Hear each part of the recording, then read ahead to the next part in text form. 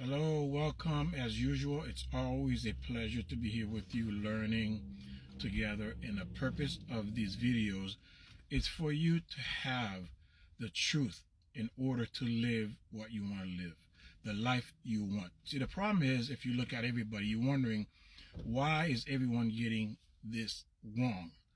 And I'm going to tell you why. Because we have a designer, a manufacturer, who designed us and designed this world, and he has put in place rules like gravity. You throw something up, it's going to come down, and he has put that into this physical world. And because we are not taught, or we don't want to learn, or think we know better, or we think we know what is best for ourselves, is why we have fumbled our lives, and our lives will remain in chaos, or we will not get what we want, or be content or happy until we leave this world, and we're going to know the truth that we were wrong. And it's sad to go through this world and have to live that way, and at the end to realize how tremendous mistake you have made in this life, in this opportunity you are given. So the question today is this, women are saying, is that dating over 50. You probably have seen on TikTok. If you're watching TikTok, you have seen this. But the bottom line is, this is the truth. This is the foundation. There's more to it, but this is the core. What is the problem with dating in general? Of course, women are targeting 50, 40s is a problem. Let's look at something. Let's look at Adam and Eve.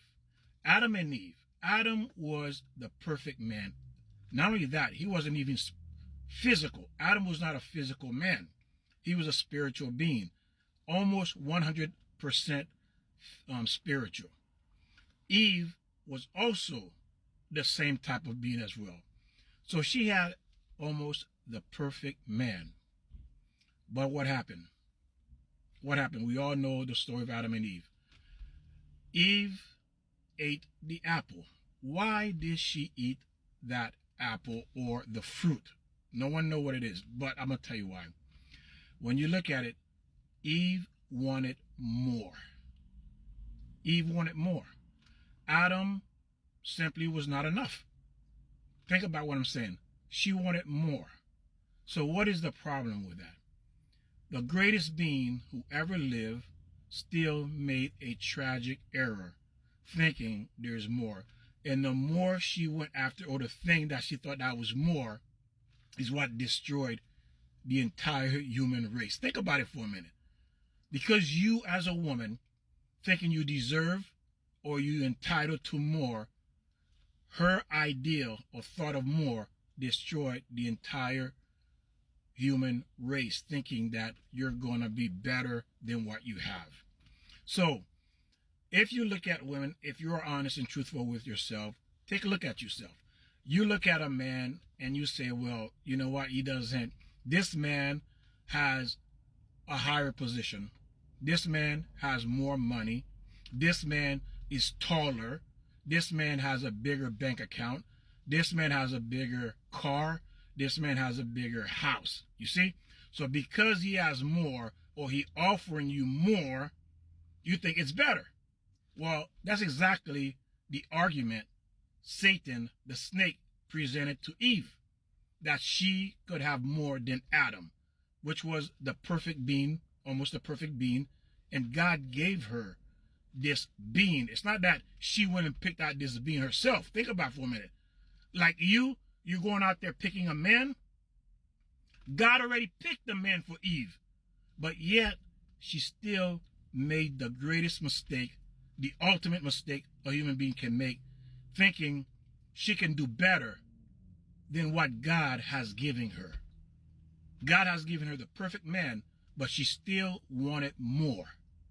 And look what the more led to. All of you women who have pursued more, thinking you're going to get more, if you're intelligent enough, you're smart, you will know from Eve, you're not going to win.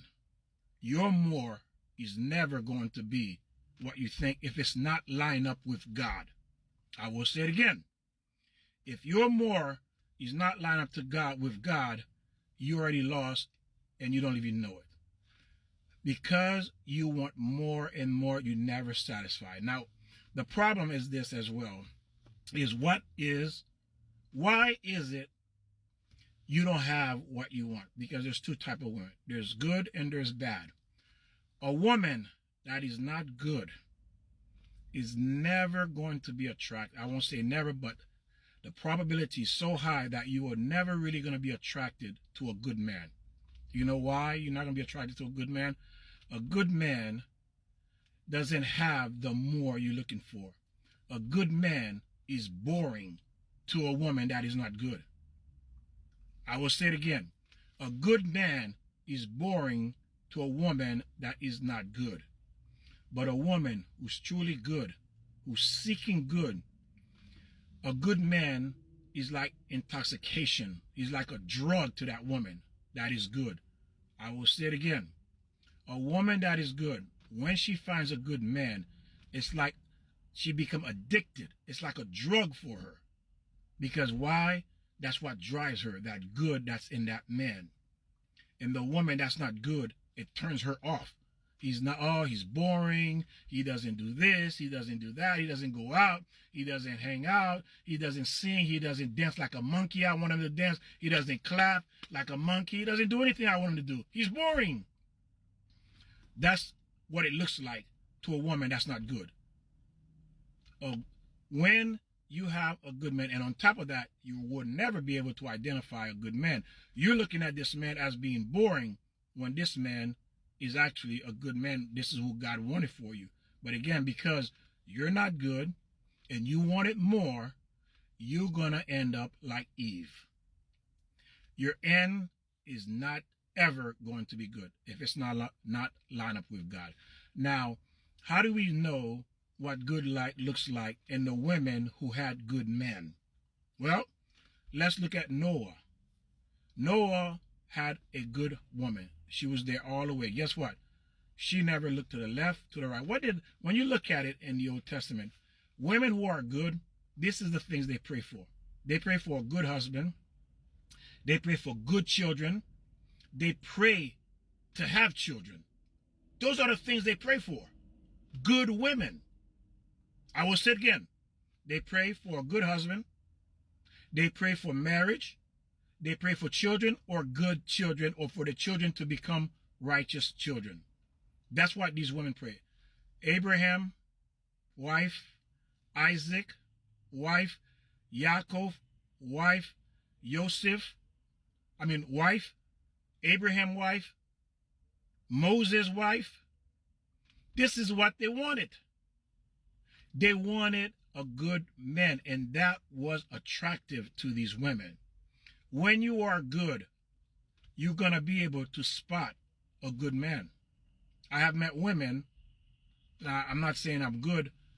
Again, only God can make that decision. But again, I do guide myself as best as I can according to what God says good is. I try to live within that structure, that frame. Okay? But because I understand it, I can speak to you. You say one or two sentences, I already know whether you're good or not. The way you act, you speak, I can tell if you are a good woman. Okay?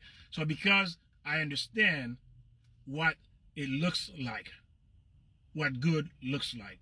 If you never been around good, if you didn't have a father who was good growing up, how do you know what good is? If you never had a father that model good in the home, that model and a mother who modeled how excited she is to have a good husband. Did you have that?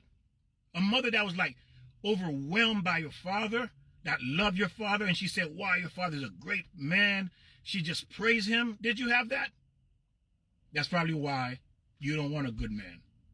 You probably didn't have that kind of mother or that kind of father.